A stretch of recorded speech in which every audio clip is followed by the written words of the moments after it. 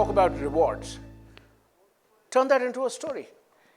If there is a single person in your office, give the person 5 movie tickets. Okay?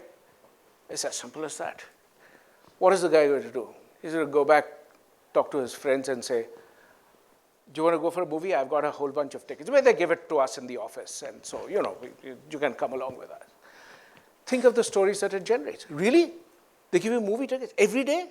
Yeah, I mean, it's up to you. I know, but I really don't want to go every day. And think of the conversations that it creates.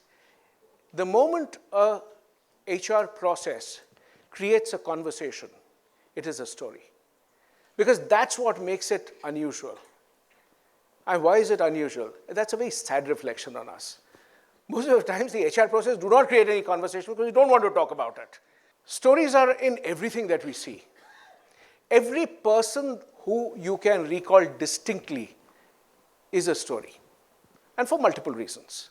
You may or may not have met Mother Teresa. You've heard stories about how compassionate she was. You may have heard all kinds of things. And this is the whole thing about organization culture. Imagine if your organization culture was made out of stories that people told each other.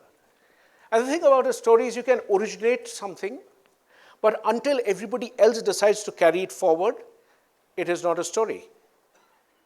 Because imagine I told you that there is something called Santa Claus. He comes in on 24th December midnight and then 25th early morning. You wake up and you sort of see presents. Until a lot of other people tell you, yeah, it's true, my kid has got a present like that. That's the power of a story. It has to be carried forward by others. Now, this is where organizations miss the point. They create PowerPoints because that's what they are used to. So you'll go to a campus and say, we are this, and it's done through a PowerPoint or a Word document, which is mailed, or they will mail the company's financials. Why are you doing this? People will not remember any of that. Anything, when you are talking about a push, use a PowerPoint. Here are the 5 rules I want you to follow. Don't miss any of them.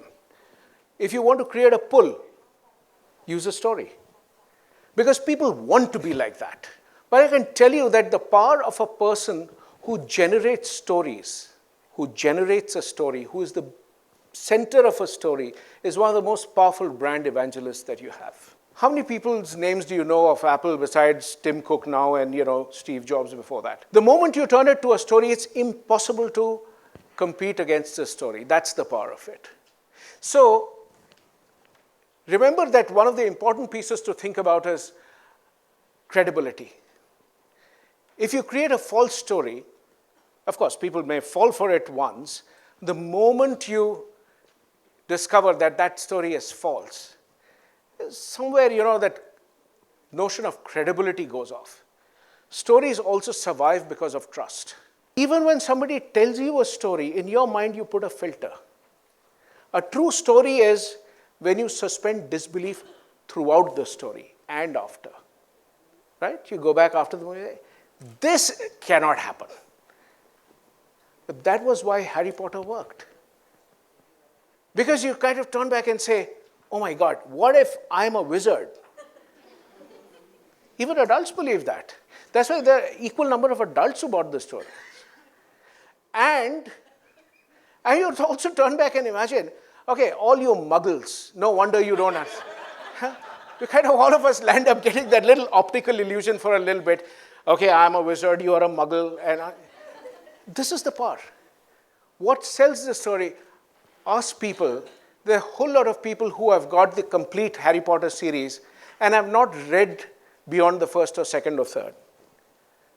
But the story sells it. People don't buy a book. People buy the story behind the book. We used to have people who were working with us. I mean, they were fabulous storytellers. I used to get my hair cut. When I was growing up for a couple of years, I lived in Rajasthan. And during that time, there was a guy who used to come and sort of cut hair. He used to come home. He was an amazing storyteller. And everything about him, there was a story. So it could be that, so why do you wear a turban? It could be, well, that's my dress.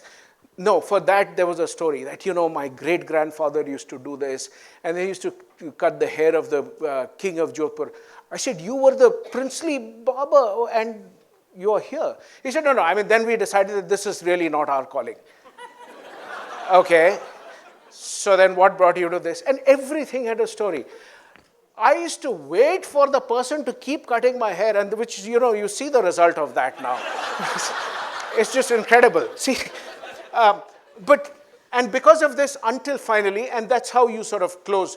And when you say until finally, you are really bringing in the moral of the story. Until finally the tortoise, won. There was a resounding victory, and the hare decided, my God, I'm never going to sleep again, and he's now suffering from insomnia. You can, think of many other things that would have happened. And ever since that day is usually the moral of the story. When you write so one of the principles of storytelling is that when you are constructing a story, you never share this last sentence, and therefore, ever since that day, people decided that slow and steady wins the race, or whatever, you decide to. That has to be always spoken in the head of the listener. It's really like, I'm now going to tell you, now this is the funniest thing ever. You never say it like that. Okay, so in the same way, don't say, and therefore until one fine day, we all learned that slow and steady wins the race. You never say that, People draw that conclusion. Okay, so even if you are slow, it gives tremendous hope to all those people who are slow at work. Eh? So, a story is truth told well. But sometimes you will discover that real life actually is far more crazier than the craziest story you've heard. Very often, if you tell people stories of your life, somebody will turn back and say, I bet you are exaggerating. This could not have happened. I mean, yeah, maybe you would have done this. You just have to ask people, and you have to listen to the stories. People tell you anecdotes if they think that you are only interested in that information. So where do you work? I work for so-and-so company. But if you ask them, how did this happen? You'll get a story. Why did you continue to stay there? You'll get a story. Why did you leave? You'll get a story. Whys usually will be story triggers. So when I started to grow up, and I must have been in class 10, perhaps 10, 11, 12, somewhere in that zone. I was traveling to Ahmedabad to meet a cousin of mine who was there. And on the way back, so those days there was no mobile phones. Yeah, so I was like 10 years younger or whatever. So, and then, okay, a little older than that. And then when we were, when the train was coming back, when I woke up, I suddenly discovered that the train was not moving. And it obviously had not moved for a long time. And I discovered there's nobody else in the train. So I said, okay, what happened? And then I discovered that, the engine was not functioning or something like that. And they had asked everyone to get off. I was such a heavy sleeper that I slept through the entire commotion of people. It's a miracle nobody took my suitcase and walked off. I didn't have much, maybe that's why. But then, I said, okay, what do I do? And we were stuck in the middle of absolutely some godforsaken station where most trains don't ever stop. It's one of those, things you zip, you go past, it's one of those zip stations. So I thought, okay, and since I was returning back from my vacation, I didn't have much money left. So what do you do? And then I sort of paced up and down. And where the trains really don't stop, in many of these places, the station master lives very close by, and he sort of go home. And he'll come back only, 10 hours later when there is another train to be flagged off or something.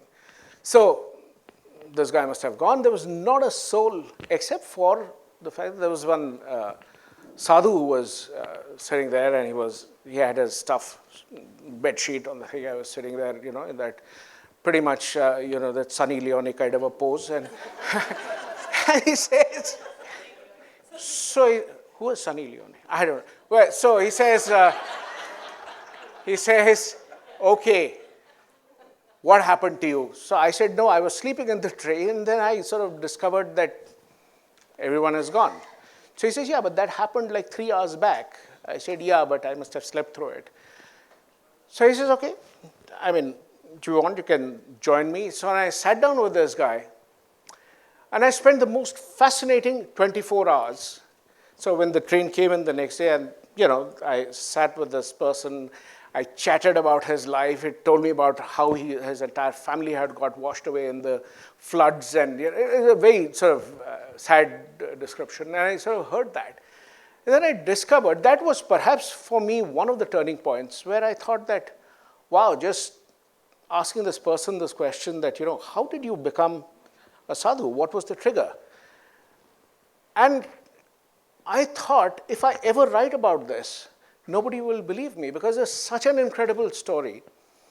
And yet, so when you write fiction, most of the times, I mean, people usually, thanks to years of training and watching Bollywood movies, you always think that, you always exaggerate something to tell a story. Actually, if you're going to tell real life, and you have to create a story out of it, you have to trim it down and make it really crisp. So most of the times, you keep only the interesting stuff, and you delete everything else. So one part of the process of writing a story is to delete what is irrelevant. Anything which is usual, delete. That he sat there and he ate and he did this, okay, obviously would have. But the fact that this person did something unusual is a story. And it's always around you. Last time I went to Calcutta, I was getting to get some work done at a bank, and I was trying to close my account, and I realized it is much tougher to close an account than to open an account. So that was the story. And so, I think they said come back after 3 hours or something. So I was really sitting there completely jobless, didn't know what to do.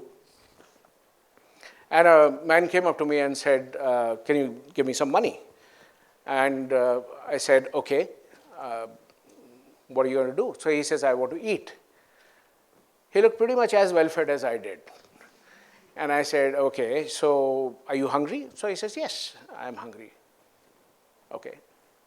So I gave him some money, and to my utter relief, he did go up to, there was a little dhaba which was making hot rotis, and he stood there, he gave the money, and he picked up 5 rotis.